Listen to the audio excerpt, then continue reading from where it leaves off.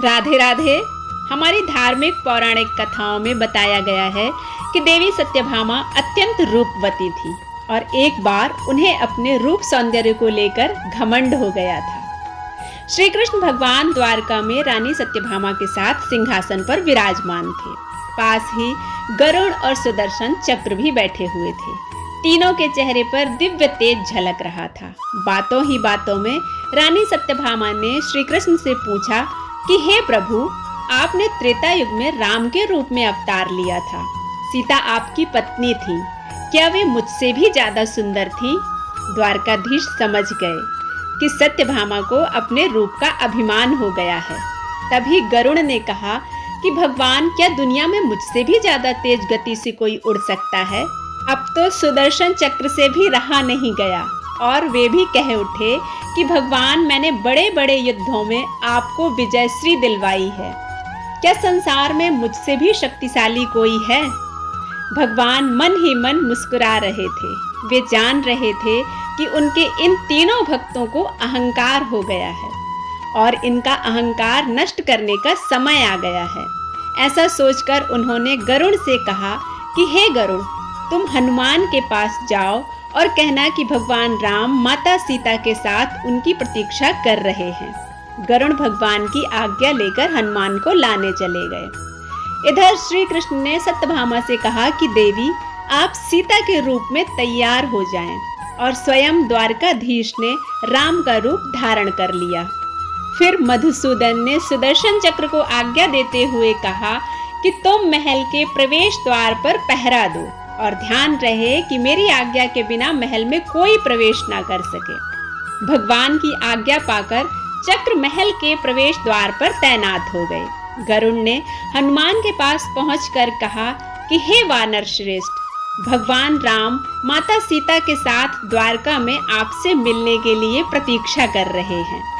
आप मेरे साथ चलें, मैं आपको अपनी पीठ पर बैठाकर शीघ्र ही वहां ले जाऊंगा।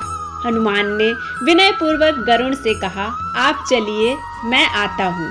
तब गरुड़ सोचने लगे कि पता नहीं यह बूढ़ा वानर कब पहुँचेगा। खैर, मैं भगवान के पास चलता हूँ। यह सोचकर गरुड़ शीघ्रता से द्वारका की ओर उड़ गए। पर यह क्या, महल में पहुंचकर गरुड़ देखते हैं कि हनुमान तो उनसे पहले ही महल में प्रभु के सामने बैठे हैं। गरुड़ का सिर लज्जा से झुक गया। तभी श्री राम ने हनुमान से कहा कि पवन पुत्र, तुम बिना आज्ञा के महल में कैसे प्रवेश कर गए? क्या तुम्हें किसी ने प्रवेश द्वार पर रोका नहीं? हनुमान ने हाथ जोड़ते हुए सिर झुकाकर अपने मुंह से सुदर्शन चक्र को निकालकर प्रभु के सामने रख दिया।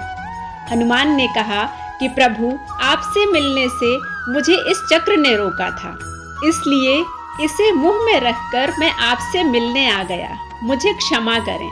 भगवान मन ही मन मुस्कुराने लगे।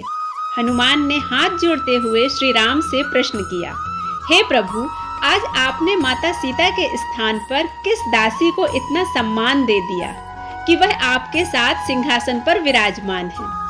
अब रानी सत्यभामा का अहंकार भंग होने की बारी थी। उन्हें सुंदरता का अहंकार था जो पल भर में चूर हो गया। रानी सत्यभामा, सुदर्शन चक्र और गरुड़ जी तीनों का गर्व चूर चूर हो गया था। वे भगवान की लीला समझ रहे थे। तीनों की आंखों से आंसू बहने लगे और वे भगवान के चरणों में झुक गए। अद्भुत लीला है प्रभु की। अपने भक्तों के अहंकार को अपने भक्त द्वारा ही दूर किया उन्होंने। जीवन में कभी भी अहंकार नहीं करना चाहिए। जरूरी नहीं कि आज जो आपके पास है वह कल भी होगा।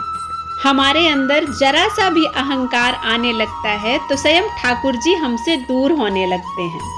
ठाकुर जी को निस्वार्थ भक्तों की ही जरूरत है, अहंकारी की नहीं। आशा करती हूँ यह पौराणिक कथा आपको अत्यंत पसंद आई होगी। अगर यह पसंद आती है तो आप इसे लाइक करें, शेयर करें और सब्सक्राइब करना बिल्कुल ना भूलें। मिलते हैं एक नई कथा के साथ, तब तक के लिए राधे राधे।